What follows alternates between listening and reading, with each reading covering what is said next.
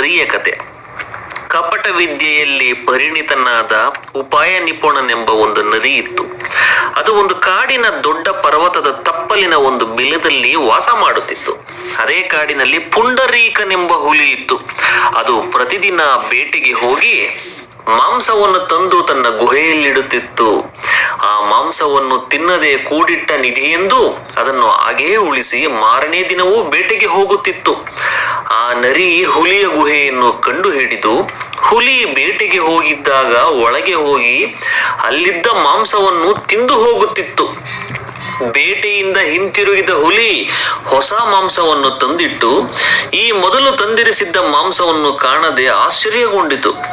ಮರುದಿನ ಅದು ಎಂದಿನಂತೆ ಬೇಟೆಗೆ ಹೋಯಿತು. ಮತ್ತೆ ನರಿ ಗುಹೆಗೆ ಹೋಗಿ ಅಲ್ಲಿದ್ದ ಮಾಂಸವನ್ನು ತಿಂದು ಹೋಯಿತು. ಕೆಲವು ದಿನ ಹೀಗೇ ನಡೆಯಿತು. ಹುಲಿಗೆ ಬಹಳ ಬೇಸರವಾಯಿತು. ಪ್ರತಿನಿತ್ಯ ತನ್ನ ಗುಹೆಗೆ ಬಂದು ತಾನು ಕೂಡಿಟ್ಟಿದ್ದ ಮಾಂಸವನ್ನು ತಿಂದು ಹೋಗುವ ಕಳ್ಳನನ್ನು ಹೇಗಾದರೂ ಮಾಡಿ ಹಿಡಿಯಬೇಕೆಂದು ಯೋಚಿಸಿತು. ಒಂದು ದಿನ ಅದು ಗುಹೆಯ ಹೊರಗಡೆ ಅಡಗಿ ಕುಳಿತುಕೊಂಡಿತು. ಸ್ವಲ್ಪ ಹೊತ್ತಿನ ನಂತರ ನರಿ ಬಂದು ಗುಹೆಯ ಒಳಗೆ ಹೋಗಿ ಮಾಂಸವನ್ನು ತಿನ್ನತೊಡಗಿತು. ಮೂರ್ಖ ಹುಲಿ ಅದನ್ನು ಆಗಲೇ ಕೊಲ್ಲಲಿಲ್ಲ. ಅದರ ಬದಲು ನರಿಯನ್ನು ಅದರ ಬಿಲದಲ್ಲಿಯೇ ಕೊಲ್ಲಬೇಕೆಂದು ಯೋಚಿಸಿ ಹೊರಗೆ ಬಂದ ನರಿಯನ್ನು ಹಿಂಬಾಲಿಸಿ ಅದರ ಬಿಲವನ್ನು ಕಂಡು ಹಿಂತಿರುಗಿತು. ಮಾರನೆಯ ದಿನ ನರಿ ಹುಲಿಯ ಗುಹೆಗೆ ಹೋದ ಸಮಯದಲ್ಲಿ ಹುಲಿ ನರಿಯ ಬಿಲದ ಬಳಿಗೆ ಹೋಗಿ ಹಿಂದಕ್ಕೆ ನಡೆದು ಒಳಗೆ ಪ್ರವೇಶಿಸಿತು.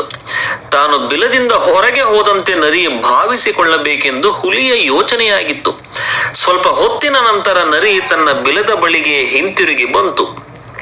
ಬಾಗಿಲಲ್ಲಿ ನಿಂತು ನೋಡಿದಾಗ ಹುಲಿಯು ಹೊರಗೆ ಹೋದಂತಿದ್ದ ಹೆಜ್ಜೆಗಳನ್ನು ಬಿಲದ ಬಾಯಿಯಿಂದ ಗಿಡಗಳೆಲ್ಲ ಬಾಗಿರುವುದನ್ನು ಗಮನಿಸಿ ಅಪಾಯವಿರಬಹುದೆಂದು ಸಂದೇಹಿಸಿತು. ಸ್ವಲ್ಪ ದೂರ ಹಿಂತಿರುಗಿ ಬಂದು ಈ ಚೋದ್ಯವನ್ನು ಉಪಾಯದಿಂದಲೇ ಕಂಡು ಹಿಡಿಯುವೆನೆಂದು ಮರೆಯಾಗಿ ನಿಂತುಕೊಂಡಿತು. ನಂತರ ಬಿಲವನ್ನು ಉದ್ದೇಶಿಸಿ ಹಲವು ಸಲ ಕೂಗಿದ ಬಳಿಕ ಹೀಗೆ ಹೇಳತೊಡಗಿತು.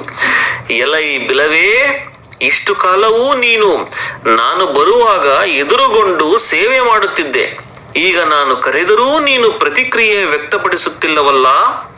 ನೀನು ಬೇರೊಬ್ಬನನ್ನು ಪ್ರೀತಿಸಿರಬೇಕು ಅಥವಾ ನನಗಿಂತ ಬಲಿಷ್ಠನಾದ ಬೇರೆ ಯಾರೋ ಇರಬೇಕು. ಅದರಿಂದಲೇ ನೀನು ಮಾತನಾಡುತ್ತಿಲ್ಲ. ಬೇರೊಂದು ಬಿಲವನ್ನು ಹುಡುಕಿಕೊಳ್ಳುತ್ತೇನೆ, ಮಾತಾಡಿದರೆ ಒಳಗೆ ಬರುತ್ತೇನೆ ಎಂದು ನರಿ ಮತ್ತೆ ಬಿಲವನ್ನು ಕರೆಯಿತು. ನನಗೆ ಹೆದರಿ ಭಯದಿಂದ ಬಿಲ ಮಾತನಾಡುತ್ತಿಲ್ಲವೆಂದು ಕಾಣುತ್ತದೆ.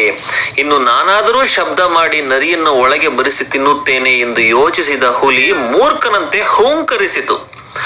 ಆ ಧ್ವನಿಯನ್ನು ಕೇಳಿ ನರಿ ತನ್ನ ಬುದ್ಧಿಗೆ ತಾನೇ ಮೆಚ್ಚಿಕೊಂಡು, ಎಷ್ಟು ಕಾಲದಿಂದ ಈ ಕಾಡಿನಲ್ಲಿ ಇದ್ದು ಮುಪ್ಪಾಗಿದ್ದೇನೆ.